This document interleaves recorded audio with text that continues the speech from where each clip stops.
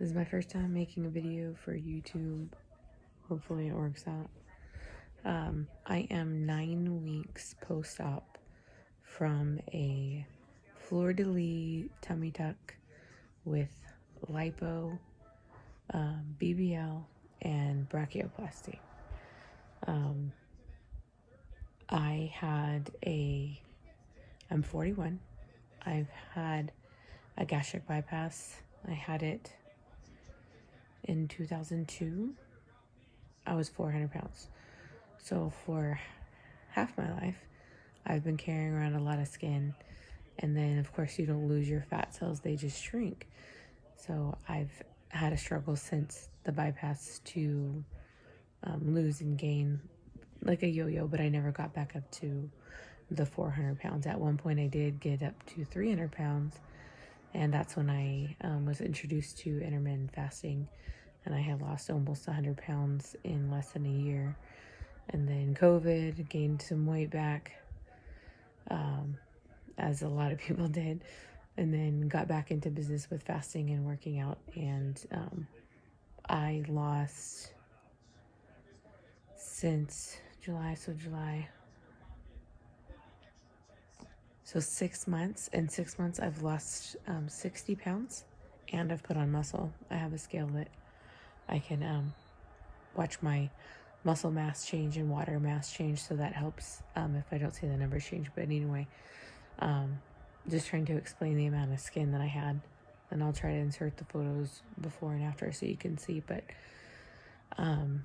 all in all, it was not as painful as I had anticipated. I think working out and being in shape, I had a strong core, strong legs. I think that helps you get around better.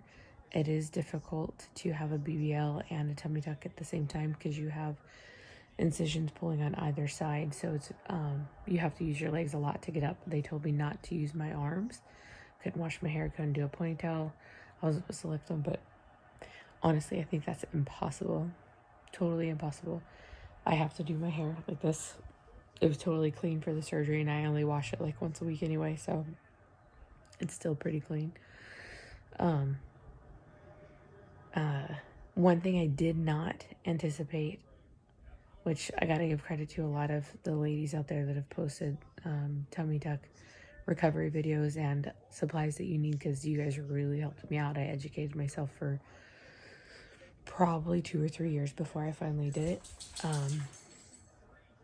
But one thing I didn't anticipate was how out of breath you get showering, taking the faja off, getting in the shower. I'm very independent, and it's hard for me to ask for help.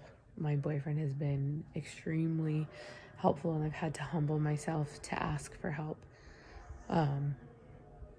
He's helped me wash. I could wash most of my body. He washes my back and my incisions, and of course you can't bend, so he washes my legs and feet for me, and helps me spray the antiseptic on my incisions and change the tape, and of course put the faja on, because I can button myself when I get to a certain point, but my arms are done, so I'm not supposed to really pull and get that tension.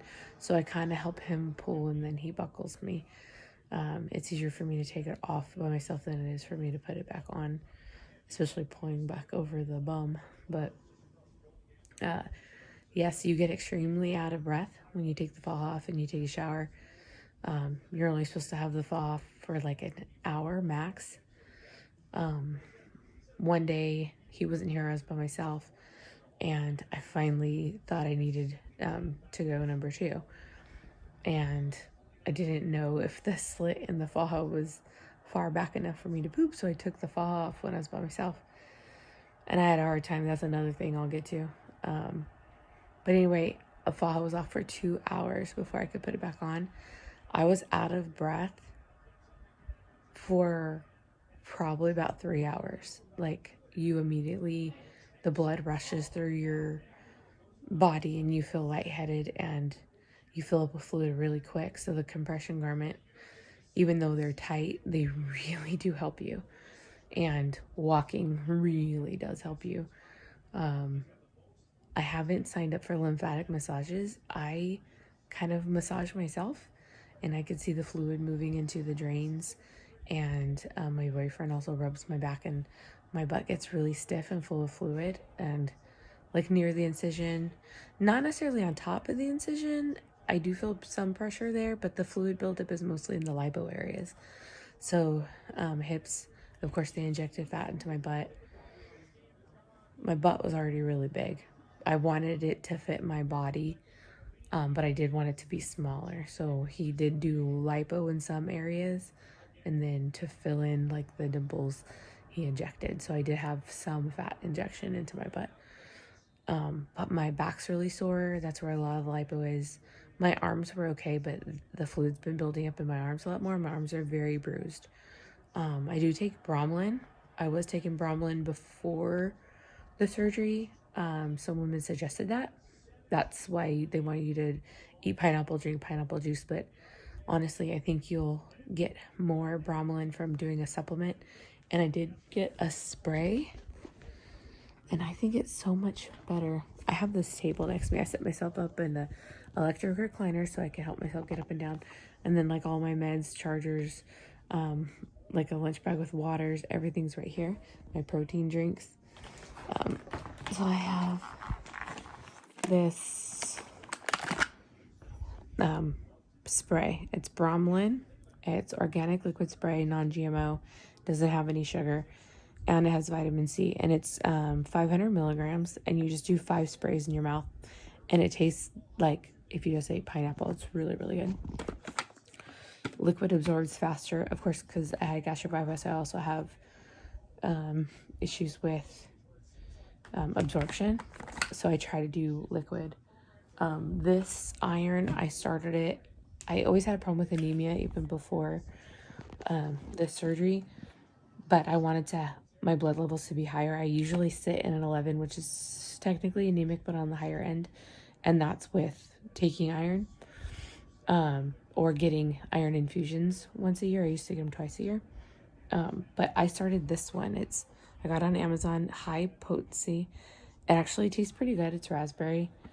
My iron levels jumped. The other one I was doing was drops, but it wasn't the high potency, and so I was kind of staying where I was, but this one helped me go up. So when I went to have the surgery, I was in the 12 range, because I was supposed to get a boob lift with implants, but he was worried with the amount that needed to be lifted and skin taken off of blood loss, because I was already having a lot of skin removed on my torso and on my butt. And I didn't think about it, but skin's an organ, and it's alive and has blood flow. So when you remove that much, you actually have a lot of blood loss. And so he suggested to wait to do my breast lift and do a torso lift, like for the side boob skin. He said to wait 6 months. So he knew I wanted to do my arms, so he just suggested to do the arms this time, because I was going to do the arms next time. So he added the arms, which I wasn't prepared for. I hadn't bought any kind of compression garment for my arms. I hadn't thought about anything like that. I wasn't prepared, so I had to order that, so it came in soon. But I did have my tummy tuck, everything done in Mexico.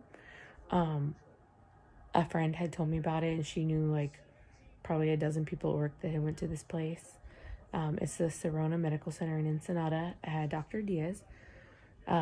He was late. That was the only thing I was upset. He was late. I was fasting and waiting for surgery, and he had an emergency, I think, at a hospital. And so I was waiting for him to come. So I didn't have my surgery until the afternoon, and then it took I think my boyfriend said I was back there for 9 hours. So it took a lot. I did wake up in the operating room when I was finished. They were putting the faja on me, and I saw my skin sitting there. And I don't speak a lot of Spanish, but I speak a little bit of Spanish. And don't worry if you don't speak Spanish. There's a lot of people that speak English, and a lot of them were very, very sweet. My favorite nurse was Diana. She was so sweet. She logged me into Amazon Prime so I could watch movies in English. But they have Wi-Fi at the hospital. a friend of mine that I told about it, she actually went twice before me, and she didn't think they'd let somebody sleep there. No, it's totally like a couch bed, and they brought him pillows and blankets and stuff, and we still had the hotel room, but he stayed with me. And because the amount of skin they took off of me, they were concerned about my blood levels, and they do have a hyperbaric chamber because they thought about putting me in there to boost me before sending home, but I ended up not needing to. I didn't lose as much blood as they thought I was going to. So they did keep me an extra night and didn't charge me. Dr. Catherine, the female assistant doctor at the clinic, she texts me every day. I send pictures of my incisions. I document my fluid. They want me to go back to take the drains out and then the stitches out. I have stitches like in the top of my butt crack and then in my belly button.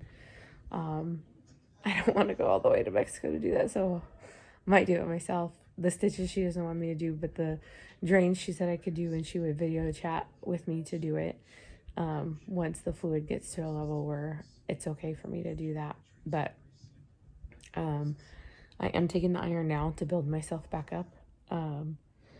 They do give you a lot of meds. The pain relievers that they give me don't work. They're sublinguals. They don't taste bad or anything, but for me, they didn't have any relief. I did have some old pain meds sitting around. So I've been using those, and I'm not a pill taker. Of course, that's why I have pills left over. And I know you're not supposed to do that. Because I also work in a pharmacy too. So that's my second job. But you gotta do what you gotta do. So I've been taking, I have one for nerve pain, and then I have my ibuprofen 800 that I take for my arthritis. So I've been kind of using that, and I supplement, and then I have a few Norcos. What I didn't anticipate was how my body was going to react with the Norcos, because I've never been a pill taker, like with surgeries in the past. I only took them when I needed them, and I waited to be in pain to take them. And I'm kind of doing the same thing. I'm waiting to be in pain to take them. But stool softeners. Everybody talks about stool softeners, but what I didn't understand was how they work. I was afraid of taking too many and getting diarrhea and having to run to the toilet and not being able to get there fast enough. That's not how stool softeners work. I didn't know that. So I was only taking one a day. So now what I'm doing is, and that was very painful, not being able to go to the restroom, plus the anesthesia that's in your body. And they were injecting Toradol into my IV afterwards. So I had a lot of high pain meds in the clinic. I recommend, this is what I'm doing for myself. A doctor didn't tell me. It's just experience and then reading on the internet and reading the bottles. I'm taking two, I don't know why I said it like that, 2 stool softeners every time I take a Norco. What I didn't know also was that the pain receptor in your body is in your colon, and so opioids paralyze that receptor.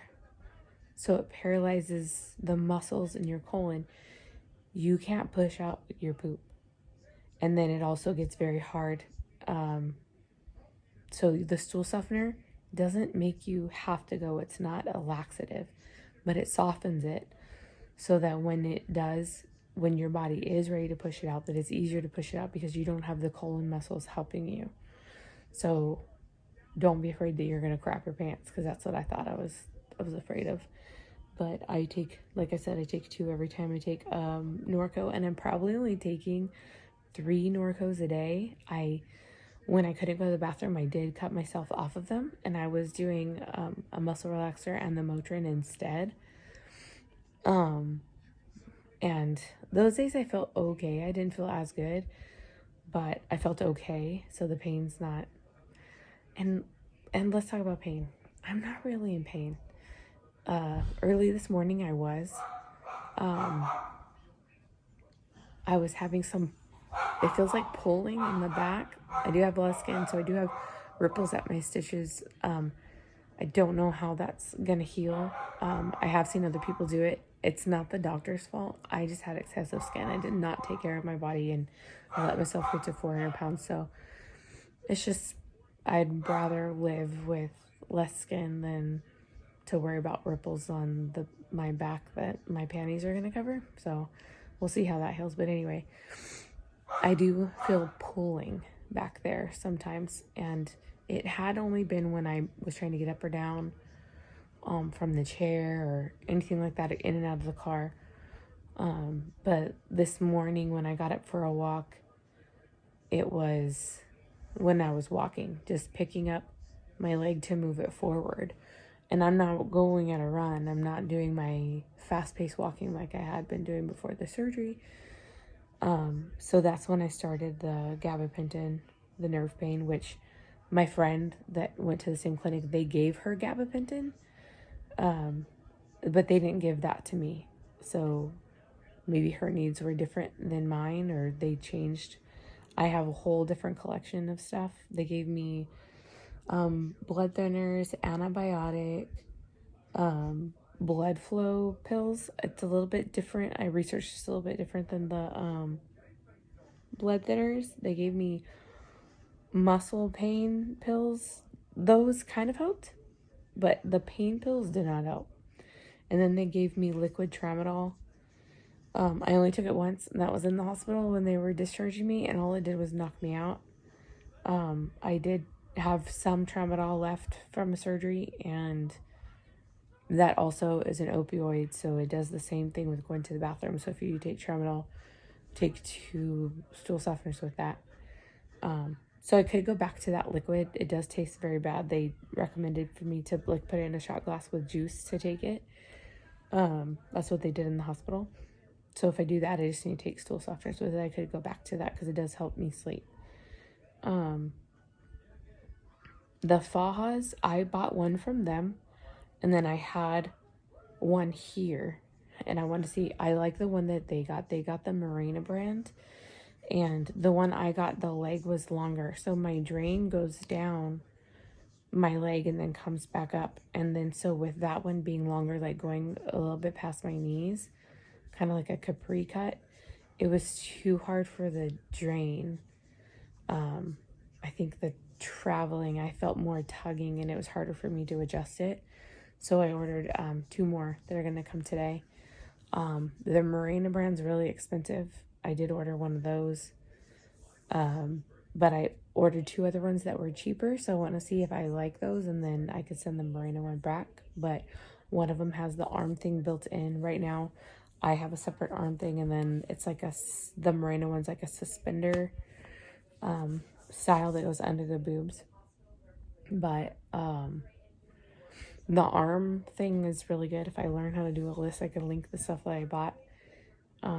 With the arms, I don't have a drain, but I did research on lymphatic massages, and we have lymph nodes in our armpits. So what I do is I massage my arms, and I try to push the fluid like towards my armpit.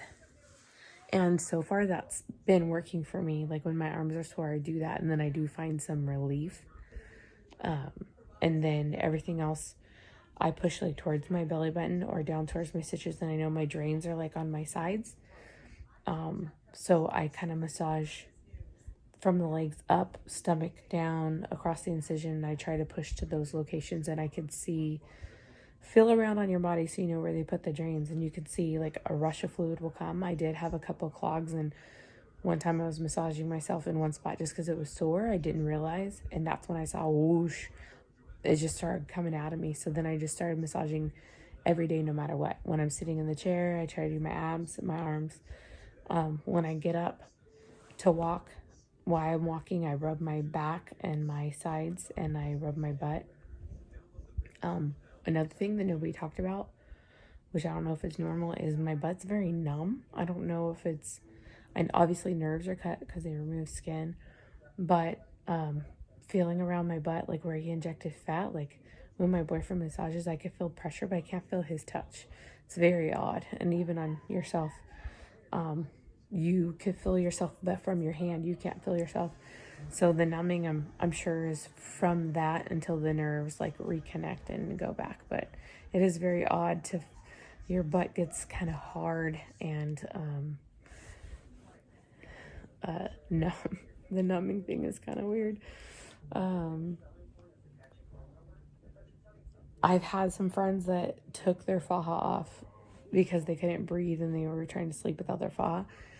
And trust me, I have felt claustrophobic in this thing to where I was going to freak out, and I went for a walk anyway. But the comparison to how I feel with the faja off and I get that rush of blood, yesterday when I wasn't feeling good, it's probably the worst day I've had since the surgery, and it wasn't even really that bad. Like, my surgeries in the past have been worse.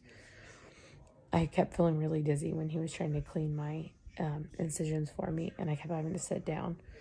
And I just kept feeling so bad because I know he doesn't want to be doing this, but he's been a real trooper. Very sweet. What else?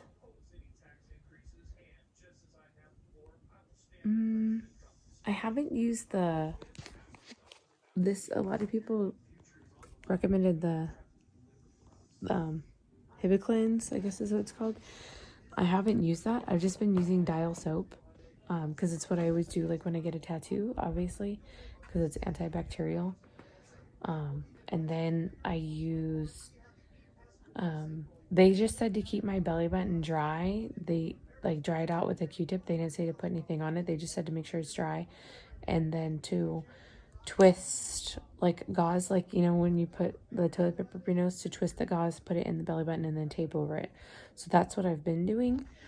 I did read somebody said that you can clean it with peroxide because it dries out fast. So we did do a Q-tip with peroxide, just touching to kind of clean out the goo, and then around the stitches, and then let it dry out, and then put the gauze back in and put the tape back over it. They have given me these. They added 2 prescriptions at the very end before I left, and one of them was this one. This mini Tran nitroglycerin patch. So I researched it, and I guess it's used for like people to prevent like heart attacks. So it does something with blood flow. So what they have me do is cut it in half, and I put it next to my belly button, and then they will just want me to change it every 3 days. So hopefully that's keeping the blood flow going to my belly button and help prevent clots and stuff. I do have clotting disorders in my family, so I was worried about that too. So I'm still wearing the compression socks. I haven't had any kind of swelling until I think this morning, but I think that was my fault because yesterday I didn't drink enough water. So I know how to fix that, obviously.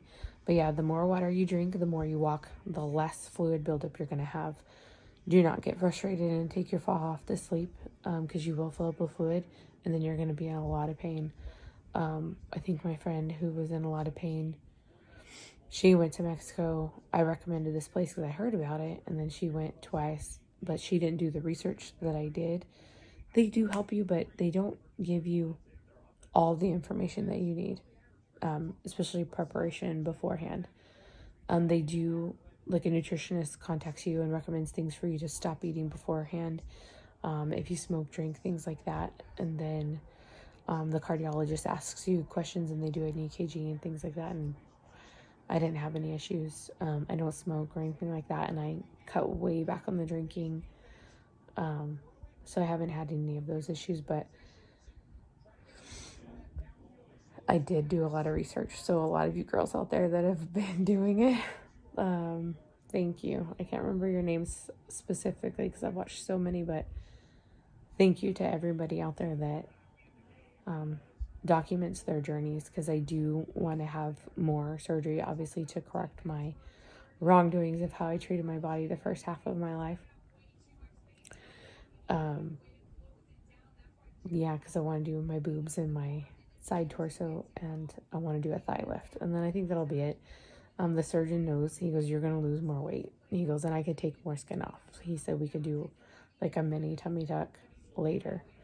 So I look forward to that too. So, like, I've been working out hardcore, guys, and it was so frustrating to have skin. Like, you can see changes in your body because you're getting more skin loose. But, like, I work on my arms, and, like, I want to be really strong, and you can't see the results. But during this process, I know that I'm feeling as good as I am because I had been working out and I had been eating really healthy even before the surgery. It wasn't recommended. It was just something my boyfriend had talked about, and we did a super fast together. I don't know if you guys are into intermittent fasting. It's really good for your body more than just losing weight. It's an eating schedule and it's like a lifestyle change. We were going for a 72-hour fast. So we ended up doing 68 because we ate in San Diego on the way down to Mexico. And 68-hour fast. So in the 68 hours, we just had water and any kind of additives to coffee or tea that do not break your fast. And you can do research on that.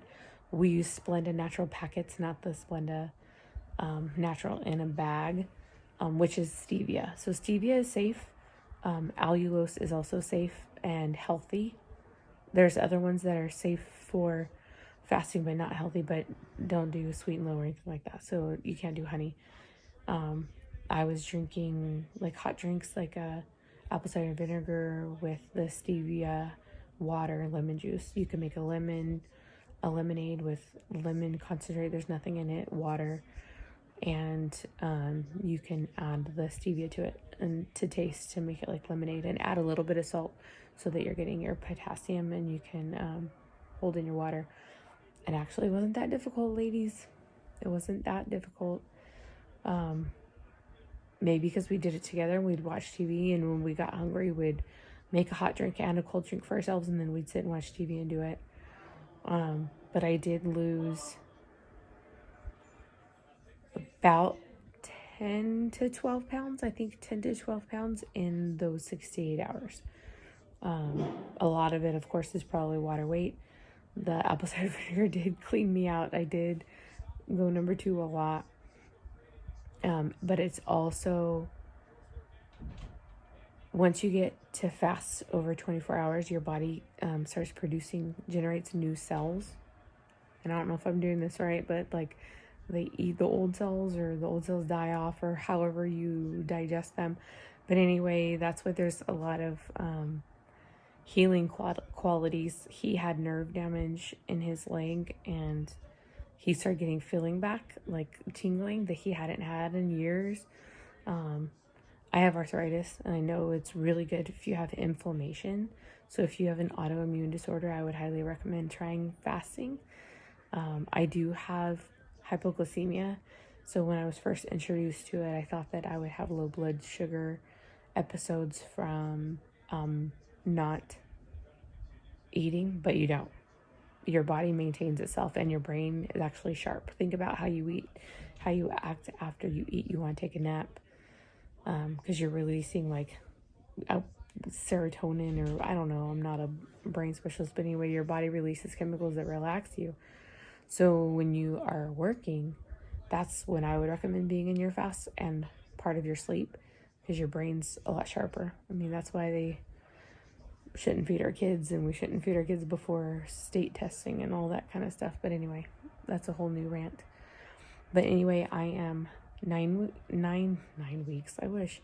I'm 9 days out of my surgery from Mexico. Totally am super happy with the results because I had a lot of skin. So I know it was a big case, and they anticipated me being in the operating room for 6 hours, but it was 9.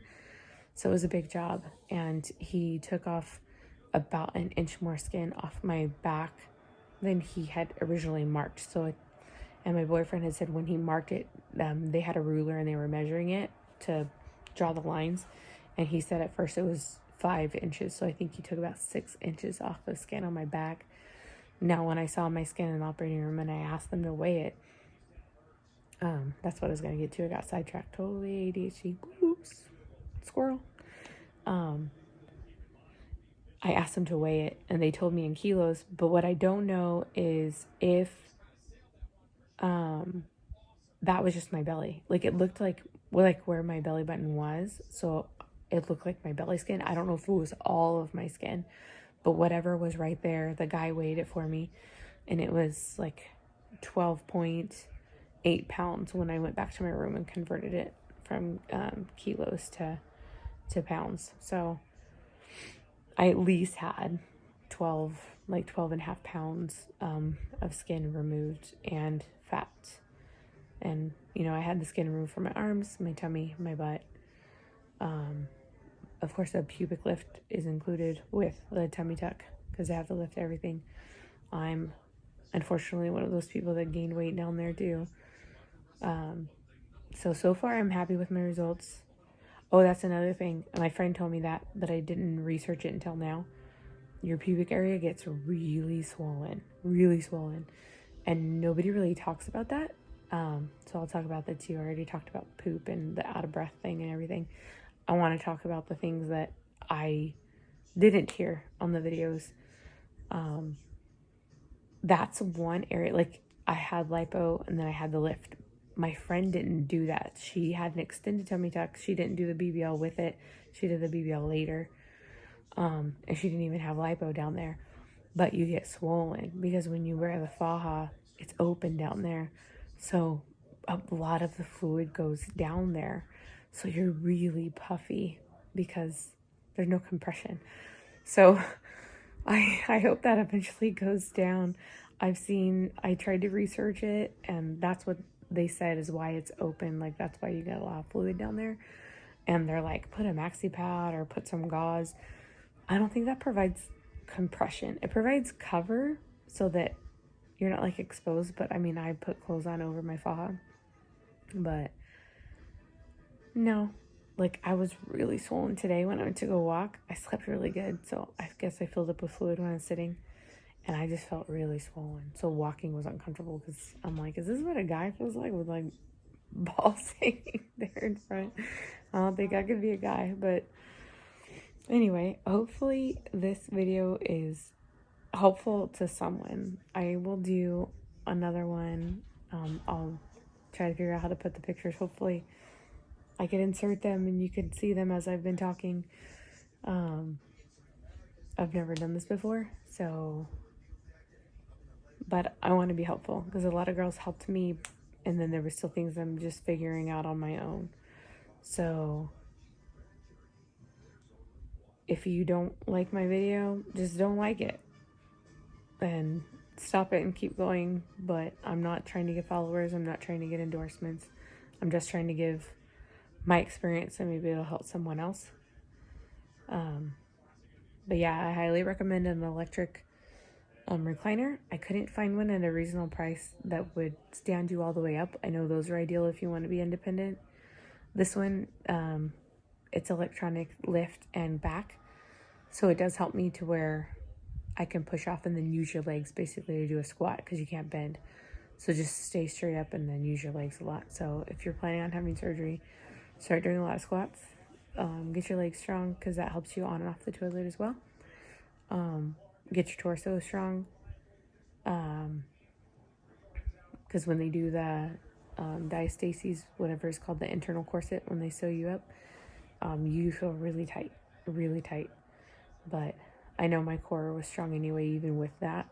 So I'm hoping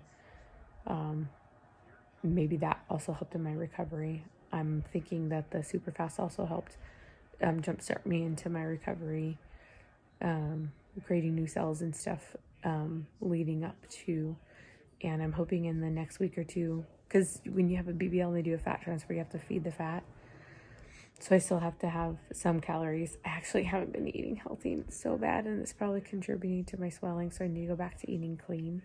It's just I haven't been cooking for myself, and I didn't meal prep like I had anticipated on doing. I do feel fine enough to stand up in the kitchen. If I cook something that doesn't take very long, I know I can do it. I did make myself eggs and toast a couple mornings ago, so I could make soups. Soups are quick, especially if you do like a rotisserie chicken that's already shredded. Just throw it all together. So yeah, I need to get back to eating clean. I know that that'll help with the swelling as well. And then once I'm out of the stage where I need to feed the fat, I plan on doing another super fast, and hopefully it'll help me. Another video I watched, some people talk about the swelling and where it comes from and stuff. I've watched a lot of doctors talk about it, and what happens is they separate your skin. I'm sure you've actually watched surgeries do that too. Don't be squeamish. Watch the surgery and know what they're actually doing to your body. And it'll help you what to expect, because it'll make sense of how you feel if you know what they did. And when they're talking to you, because I've already seen it. When they talked about stuff, I already knew because I had watched on surgery. All different doctors, not just from Mexico. So they separate your skin from your torso. And, that's when they like cut your belly button, and then they pull your skin down, relocate the belly button and everything. So when they separate it, you could see them go in there with the laser and do that. They're separating from your those layers from your torso, like I already said. So fluid builds up. Your body wants to cover that, just like when you have a wound, an ingrown toenail, and your body makes pus, or you get burned and it fills with fluid. Your body does that to create a barrier to fill the space. So until the fibers reattach your torso to your skin, you're going to have fluid. Coughing sucks. Try not to do that. I did buy cough drops off of a recommendation from someone, but I've only had the coughs when I've choked, and I'm getting kind of dry right now. So I think that's why, because I'm talking too much. But anyway, so once everything starts reconnecting, that's when you're going to start making less fluid. So that's going to be all the spots where you did lipo, plus you're going to get bruised from that thing. I'm only bruised where they did lipo. I'm not even bruised everywhere that they did lipo. I think taking the bromelain before was probably a good call, and I'm taking the bromelain now. So I think it helps with the bruising. Bromelain does help with the bruising. I think it's supposed to also help with the swelling, if memory serves. But I'm also taking my vitamin D, vitamin C. You want your body to help heal as fast as you can. That's what's going to help with the fluid also. Don't skimp on the walking. Don't feel like, walk around the house if you're embarrassed. Me, I get cabin fever. I like to walk outside. So yeah, I look like a grandma, hunched over, walking down in my slides because I can't put tennis shoes on. Just do it. You're supposed to do it every hour. Sometimes you're sleeping and you don't get up every hour. But my doctor just gave me a goal of, they want me to get up every hour, but if I can't, they want me to walk at least an cumulative total of 2 hours a day. So go walking, and every day I try to walk a little bit further. I just walk around the cul-de-sac, walk to the block behind me, and then walk back. So I started with walking in my bathroom, to the door to the bathroom counter, back and forth, or if I'm watching TV, just step side to side, get those hips moving, and you will see fluid leaving your body when you do that. But don't skimp on the walking. It really does help, even though it's uncomfortable. Every time you get up, you're going to feel tight. Fluid's going to build up when you're sleeping. When you're sitting, you're going to get a fluid buildup. So every time I stand up, I'm really stiff. So it's probably a view into the future when I'm an old lady and your joints get stiff from sitting. So just stand up, wait, stretch a little bit, put your slides on, and then go for a walk. I feel really good. And then my body tells me when I've been on my feet too much, I start feeling really hot and out of breath. But the further I get away from the surgery, the longer it takes for me to feel that way, other than showering. That whole scenario with the rush of blood, that's a different experience. I get really, really lightheaded. So I have a bowl on. Sorry if that's distracting, but hopefully this is helpful. If not educational, just sharing my experience in case it happens to you, so that you know that it's normal, because they're telling me that what I'm feeling is normal. I was like, oh my gosh, my incision feels warm, but they're like, no, it's not affected. It's healing. It's not hot. It's not fever. It's not red and pussy, but it does feel warm because your body's healing it. So just things like that. Don't freak out. I'm not a panicker. I have taken all the antibiotics that they gave me. I take everything that they give me, except I stopped on their muscle pain and their sublinguals, they weren't working, so there was no point in taking it. So I'm taking iron, I'm taking bromelain, vitamin C, vitamin D, stool softeners, Norco, gabapentin, and I do have some muscle relaxers. Another thing I did buy that I haven't had to use yet, somebody said that there's a thing called faja rash, and I'm wondering if that's what I'm getting. Oh, I didn't talk about that. On both of my arms and on my leg, like near the drain tube. Okay, the drain tube, I don't know if it's the compression pushing up against my skin, but I get sores. I'm getting sores. So I had to start putting gauze under the tube all the way down until it comes out the bottom of the faja of the pants. They taught me how to do the dressing like around the tube. The tube is still getting gooey, obviously, because there's something inserted in my body. So that's not going to close up and heal. Your body's sending fluid there to try to heal it, but there's something inserted. So it's obviously not going to close.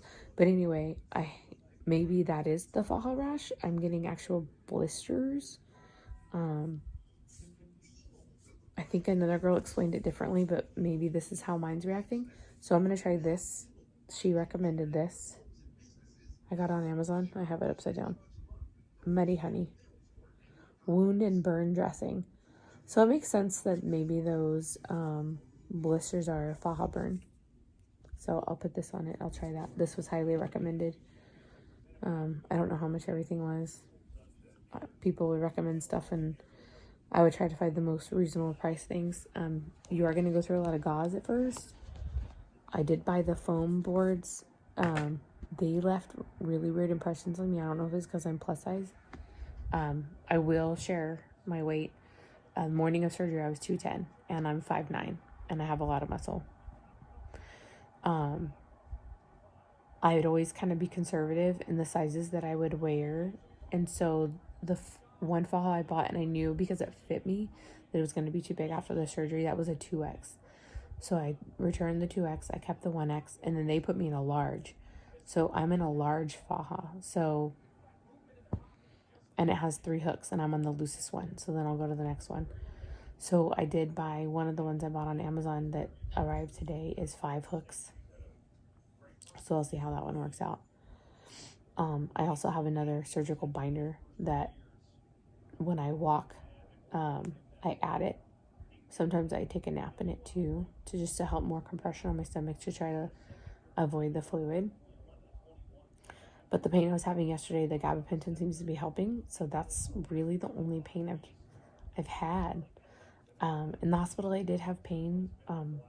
I kept feeling tuggy on the back, and they saw there was a gap in the stitching. I don't know if I did that, because I did feel like I pulled, like trying to get up one day, when they were getting me up to walk. So they ended up throwing another stitch in there. So I don't know if I pulled one or if the gap was just too wide, but that helped. But that seems to be where I keep having pain, is in that location. I say pain, but really it's not. You're uncomfortable. It's uncomfortable. You have swelling in areas. It gets hard. You're sitting in a chair. You're walking like a granny. It's just uncomfortable. It's not painful. It's not painful.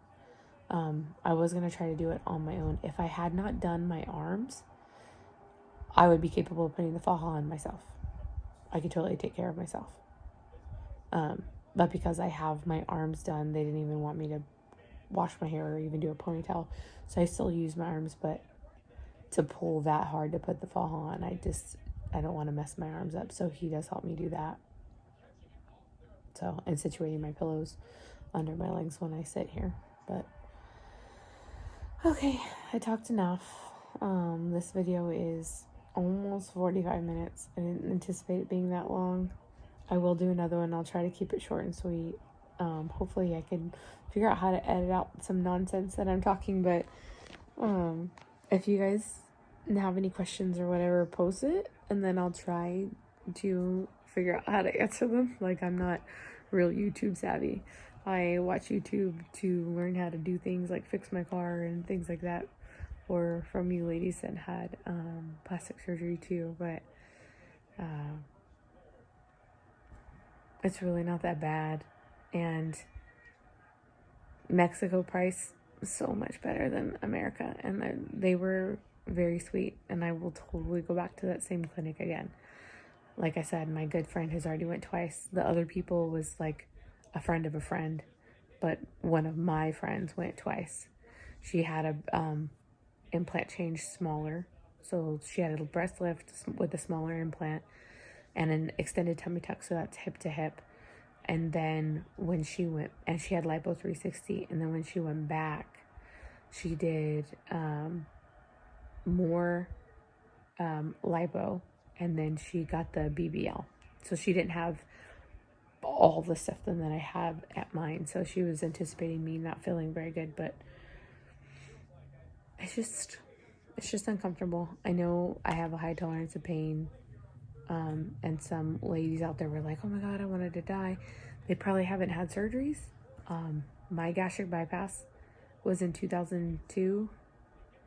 It was open. And like I said, it was 400 pounds. They couldn't do laparoscopic, and they were just starting laparoscopic. They cut through everything, including my ab muscles. So to twist, to go potty, all those things, like, I couldn't do. I just had to go potty and then get in the shower and clean myself. But I will tell you, because I had that thought, I installed a bidet before I had surgery. So it really does help to clean yourself. If you're worried about the twisting, if you have the extensive stuff that I've had done, because I do have an incision down the middle from the Fleur-de-lis and then all the way around. And then with my arms. So the reaching and wiping and being clean, I was worried about. But install a bidet. They're not very expensive. And then if we have another pandemic and run out of toilet paper, then you're all set. But I think that's it. Just walk, take your supplements, take your stool softeners, take your vitamins. I already said that because I said supplements. And thank your caregivers. Be nice to them, because it's frustrating for them. They don't know how you feel. They can see your incisions. They see your good days, and then you're not always going to feel good. You're going to have some energetic days, and you're going to have some days that you're exhausted, depending on the amount of surgery that you have. But thank them. Thank them. So we've had a lot of Uber Eats deliveries over here. I'm trying to keep him fed because I normally cook for him. I love to cook, and I love to cook for him. So that's usually how I thank him, is with food. So a lot of Uber Eats until I get back to cooking again. But I feel like next week I'll be able to do that. I was only going to take a week off work because I do telework from one of my jobs. The pharmacy I wasn't going to, because I have to bend, lift, squat, be on my feet the whole shift. So I know I wasn't going to be able to return, but they wanted me off 3 weeks. So the clinic gave me a note for work for 3 weeks. Because I can't sit in a regular chair yet, and I'm not going to be able to sit in a regular chair for 8 hours. So I can't go back to work yet. I just can't. So bummer. I didn't want to have to use all my sick time, but I'm going to have to use a good chunk of it. But I'll go back and thank my coworkers and give them a Valentine's Day gift when I go back. But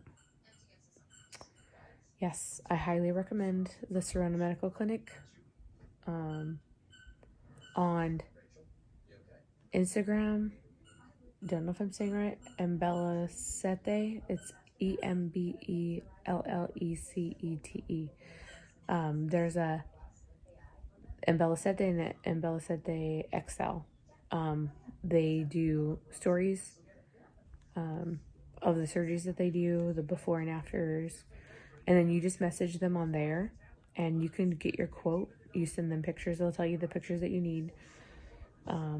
Just don't include your face. Send your body. They're going to want to know your age, how many surgeries you've had, if you've had children. They're going to want to know your height, because you have to be a certain BMI.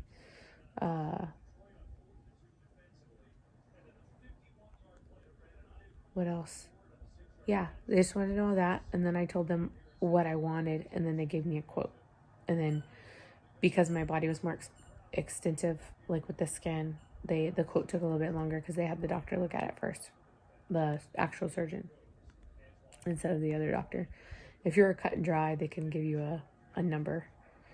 Mine was more involved, but then then you send your first deposit through Zelle, and they'll give you the doctor's name and address and stuff to send through Zelle, and then the rest of it you pay when you get there.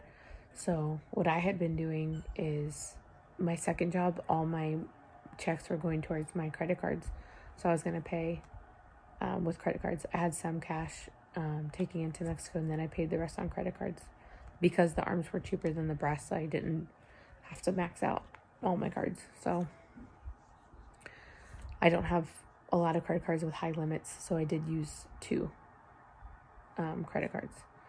But they do take credit cards, and they do take Zelle. And then they didn't tell me, but they told my friend that if you don't want to take all the money down there, but you want to pay cash, that leading up to the surgery, they will give you the actual bank account, and instead of doing Zelle, you can transfer up to $1,000, I think, at a time into their bank to make payments on it. And then they give you receipts for everything when you get down there. So I know it's kind of like, oh, I'm sending money to Mexico, a little worried. Like, when the doctor was late, I was like, is this a scam? Did they take my money? But no, they didn't. They were very sweet.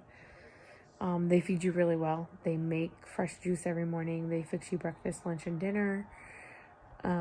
Only one nurse I didn't really care for. It was a boy. He didn't check on me all through the night. He didn't talk to me when he came. He did speak English, but we could have met in the middle. Like, I know a little bit of Spanish, or there were some nurses that didn't. I think, what was the last one? Can't remember her name. She was very sweet, and she would talk into the translator app, and then it would tell me in English, and then I would respond back to her, and it was perfect. We were fine. She was very sweet and patient, and she checked on me and took care of me, and then some stuff she knew in English, and then I would meet her in the middle with a little bit of Spanish. You can figure it out.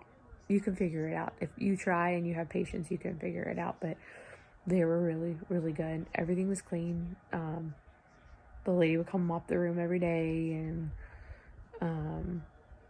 the clinic's really pretty and nice, and like I said, everybody was really nice. I really loved Diana. Shout out to Diana. I don't know if she'll ever see this video, but sweet, sweet, sweet girl. Sweet girl. Loved her. And you're cut open, and you are naked in the shower, and they're changing your wounds, and they're checking your catheter, and I mean, you're in their hands. They treated me really well. Oh, and they gave a medical pass to go back through the border, but that was a nightmare. Trying to find the medical pass, I didn't know the pass lane. I didn't know it was going to be so difficult. So when they give you the medical pass, or maybe you could research it online. I tried to research it online and I couldn't find it. There's an address on the medical pass, and it's like a QR code because they scan you in to let you in that lane. It's really hard to find. And the signs are really long, and like everything's in Spanish. I know some things in Spanish take like 3 words, or ours is like 2, or those will take 4 when ours is like 2. So it was hard to find the right sign. And it's not like, hey, medical pass lane, like they're not advertising it. But if you follow the address on the thing, you will get there. And then there was some people that would like on YouTube give you instructions how to find it, but we couldn't really follow theirs because it was really hard. And the police that were in the border patrol that were in the lanes, like guiding traffic, they told us we were in the wrong spot, and they weren't very helpful either. They're like, go by the Costco, turn left, turn right, turn, and we never found the Costco. We drove around Tijuana for 2 hours before we found the medical lane. Yep. And then once we got in the medical lane, there was no line, and we went all the way up to the border, and then there was a man, I think for tips, there was a boy with him. He cleaned our windshield. We gave him a few bucks. We didn't have a lot of cash on us at that point. And then he stopped traffic to let us in. Because that's the thing, is medical lane will let you go pretty much all the way up to the border. And then somebody has to let you in. And that's the hardest part. But he stopped someone to let us in. So tip that guy.